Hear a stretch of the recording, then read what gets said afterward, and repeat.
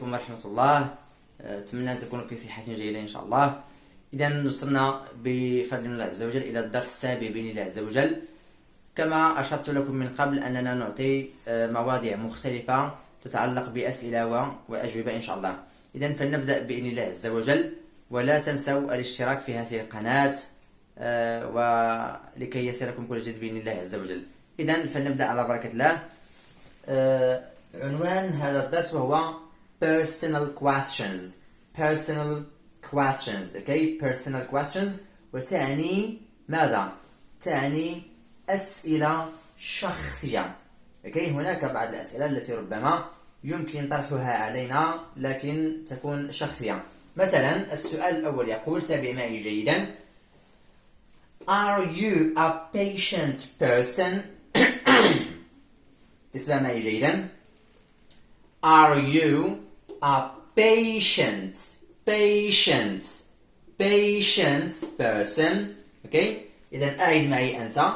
Are you a patient person? Excellent. بمعنى دائما أعزائي عندما يكون لدي مثل هذه الصيغة are، هنا جاءنا على صيغة فعل مساعد لكي يصنع لنا جملة استفهامية. Are you؟ هل أنت؟ إذا بصيغة هل أنت. Are you؟ هل أنت a patient person؟ دائما أعزائي في اللغة الإنجليزية الصفة نقوم بتسبيقها على الاسم. إذن person يعني شخص، شخص، و patient تعني صبور. المعنى هل أنت شخص صبور؟ Are you a patient person؟ الجواب إذا سألك أحد ما، الجواب هو yes. نعم I am. هذه الصيغة I am وهي تسمى في الإنجليزية short form. صيغة للجواب وهي قصيرة.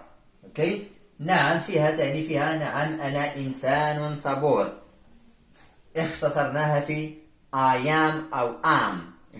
Yes am. especially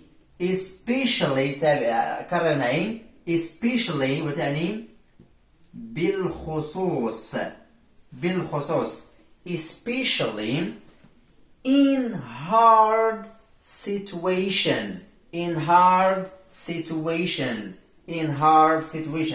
بالخصوص في situations وهي المواقف.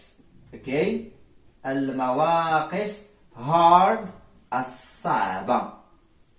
أعزائي إذن استمع معي. Yes I'm especially in hard situations. دورك الآن كرر. Yes تفضل. Very good. Yes I'm especially in hard situations. السؤال الثاني يقول: What makes you happy؟ سؤال رائع جدا. What makes you happy؟ إذن what ما أو ماذا أو ما هو أو ما هي.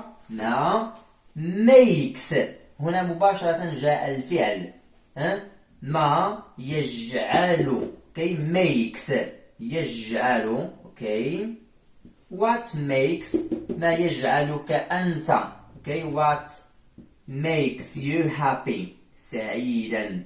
إذن السؤال: ما الذي يجعلك سعيدا؟ what makes you happy؟ كرر معي. what makes you happy. Very good. الجواب spending وهو verb to spend يقضي. إذا أضفنا له ing أصبح اسما بمعنى spending قضاء الوقت. spending قضاء time وهو الوقت.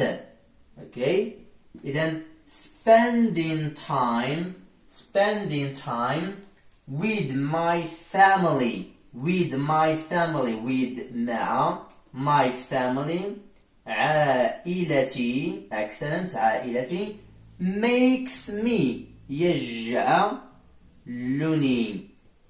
يجعلني أنا makes me happy. إذن spending time with my family makes me happy.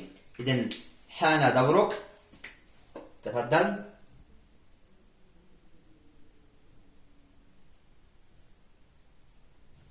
excellent. إذن أعزائي spending time with my family makes me happy. إذن أعزائي أرأيتم مدى سهولة اللغة؟ فهي بسيطة جدا، ما عليك إلا المثابرة كي وحاول أن تقتل الملل والرتابة. هذا هو السبيل للتعلم في أي مجال، في القرآن، في اللغة، في أي مجال. إذن أتمنى من الله عز وجل أن تكونوا قد استفدتم معنا ولو بالقليل، ولا تبخلوا علينا بالاشتراك في هذه القناة. والسلام عليكم ورحمة الله تعالى وبركاته.